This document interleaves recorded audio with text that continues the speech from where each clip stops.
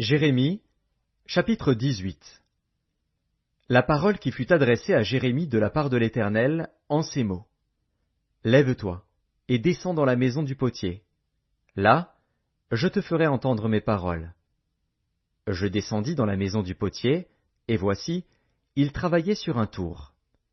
Le vase qu'il faisait ne réussit pas, comme il arrive à l'argile dans la main du potier. Il en refit un autre vase, tel qu'il trouva bon de le faire. Et la parole de l'Éternel me fut adressée en ces mots.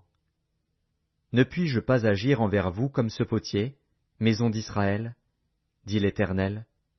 Voici, comme l'argile est dans la main du potier, ainsi vous êtes dans ma main, maison d'Israël.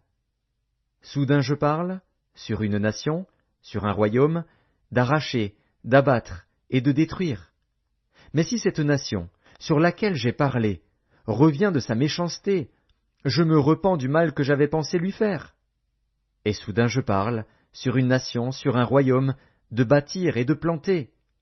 Mais si cette nation fait ce qui est mal à mes yeux, et n'écoute pas ma voix, je me repens du bien que j'avais eu l'intention de lui faire.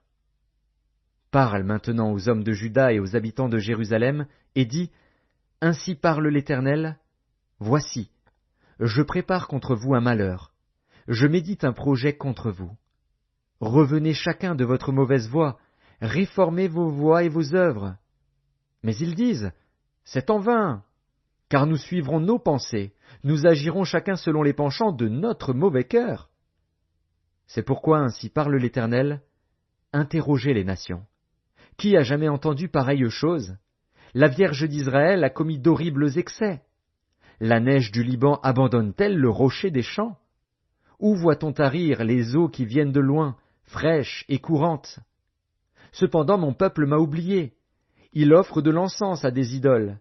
Il a été conduit à chanceler dans ses voies, à quitter les anciens sentiers, pour suivre des sentiers, des chemins non frayés.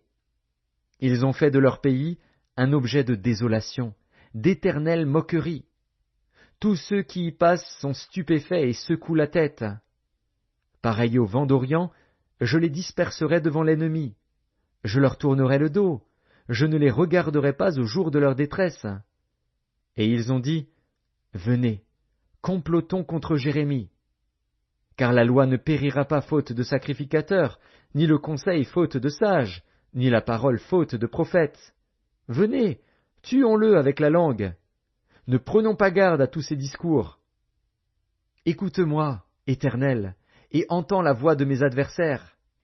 Le mal sera-t-il rendu pour le bien? Car ils ont creusé une fosse pour m'ôter la vie.